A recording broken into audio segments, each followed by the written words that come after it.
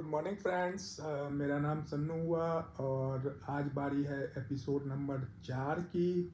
तो episode number 4 में मैं ये आपको बताऊंगा, इस वीडियो का ही नाम है real BP versus anxiety BP. Means real blood pressure और एंजाइटी ब्लड प्रेशर में क्या डिफरेंस होता है। ठीक है, तो मेरे को जो था वो एंजाइटी ब्लड प्रेशर था और अभी भी कभी कभी रहता है। तो रियल ब्लड प्रेशर और एंजाइटी ब्लड प्रेशर दोनों में काफ़ी ही डिफरेंस है। तो रियल ब्लड प्रेशर जो होता है वो आपको क्या होगा कि वो हमेशा वो लंबे समय तक रहता है। आपको लंबी समय तक दवाइयाँ लेनी पड़ती है और लेनी क्या, आपको कंटिन्यूअस दवाई हर दिन लेना ही पड़ेगा, जो रियल वाला बीपी होता है।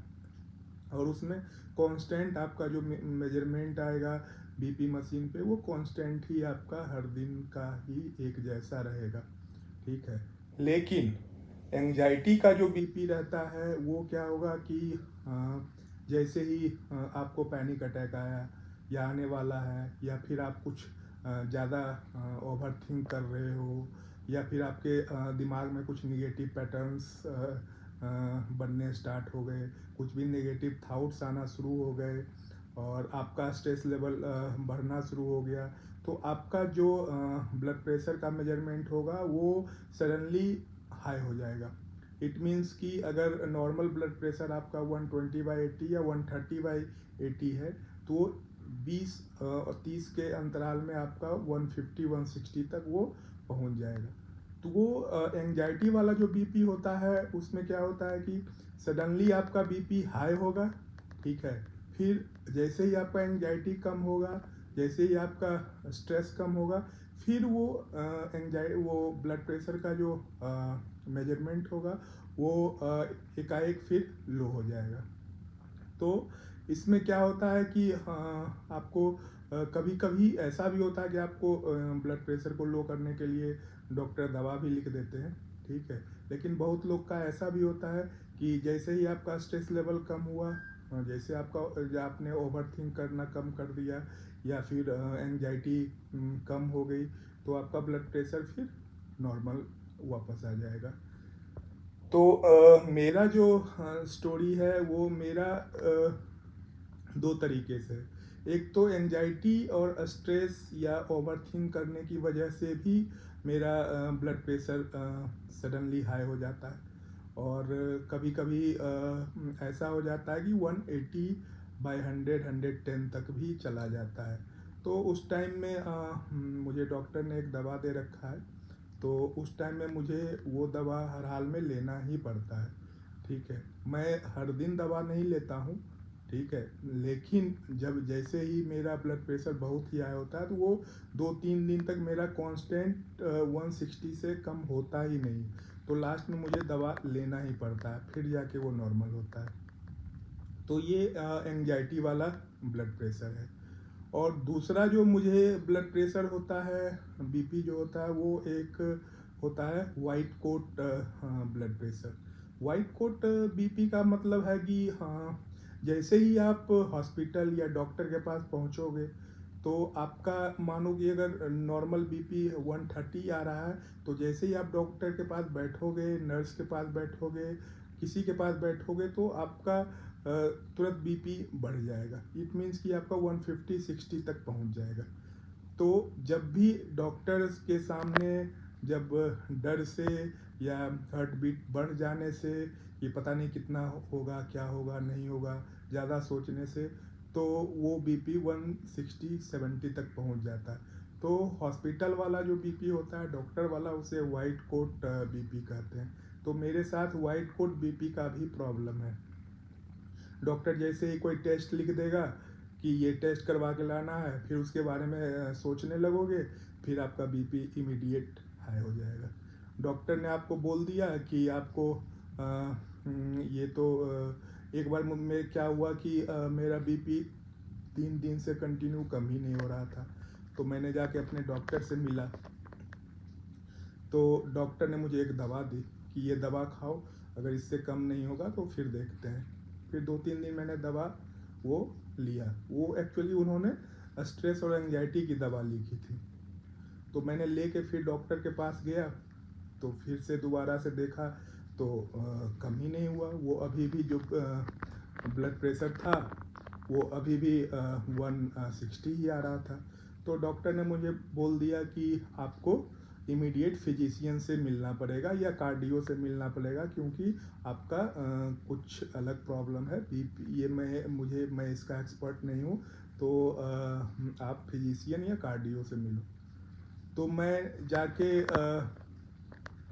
इमीडिएट सेम उसी टाइम में दूसरे फिजिशियन से अपॉइंटमेंट लिया और इमीडिएट जाके मिला। तो इस डॉक्टर के पास मेरा बीपी 160 और नेक्स्ट 5 मिनट के बाद ही उस डॉक्टर के पास जैसे ही मैं पहुंचा उस टाइम पे वो मेरा बीपी 173/100। तो इतना ही देर में बीपी इतना फ्लक्चुएट कर गया। तो उन्होंने मुझे बोला क्या कि आप जल्दी से ईसीजी करा के लाइए और देखते हैं क्या है। मैं तुरंत ईसीजी करा के लाया।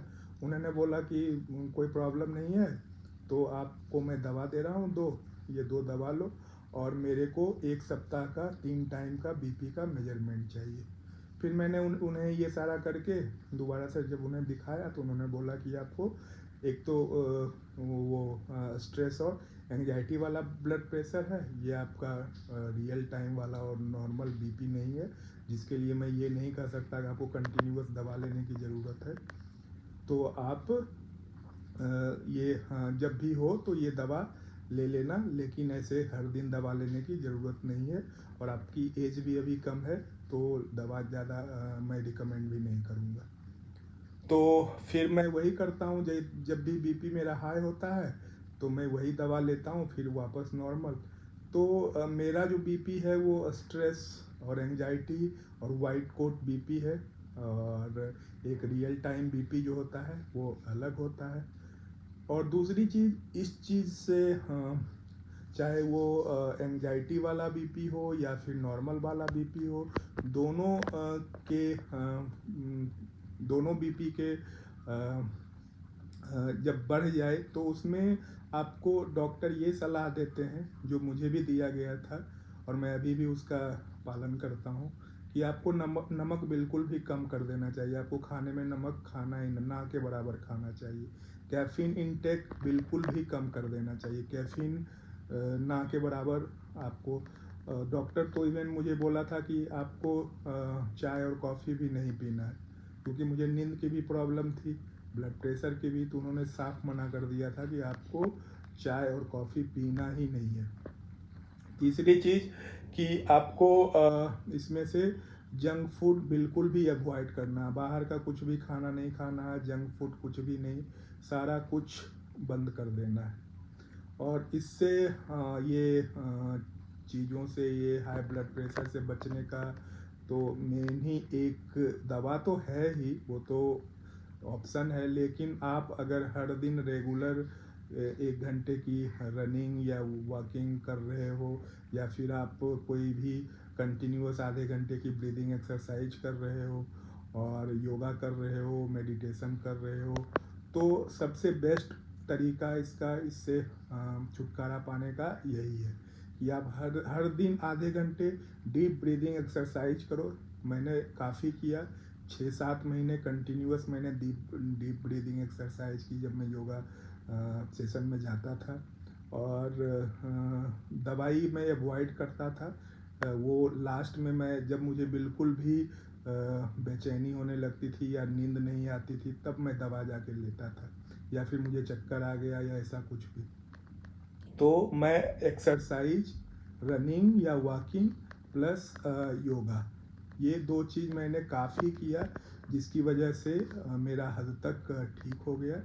और ये कभी काल अब होता है तो उसके लिए मैंने दवा ले रखा है, तो वो जब भी होता है तो मैं वही दवा यूज करता हूँ।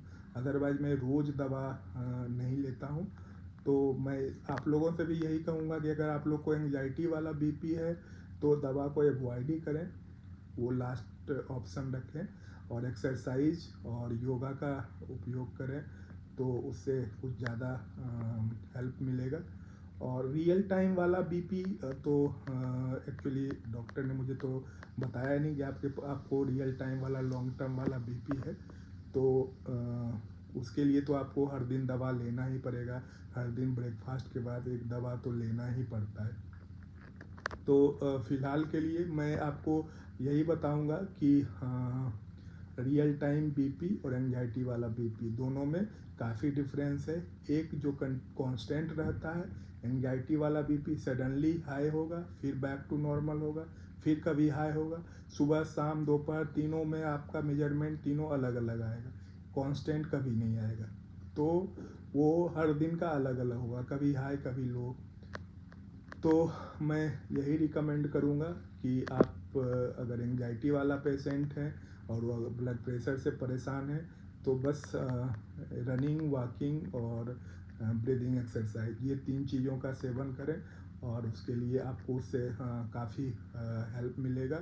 मैंने तो यही किया अपने 2 साल के दौरान, और आज काफ़ी मुझे हेल्प मिला है, इसलिए मैं आप लोग से भी बोल रहा हूँ।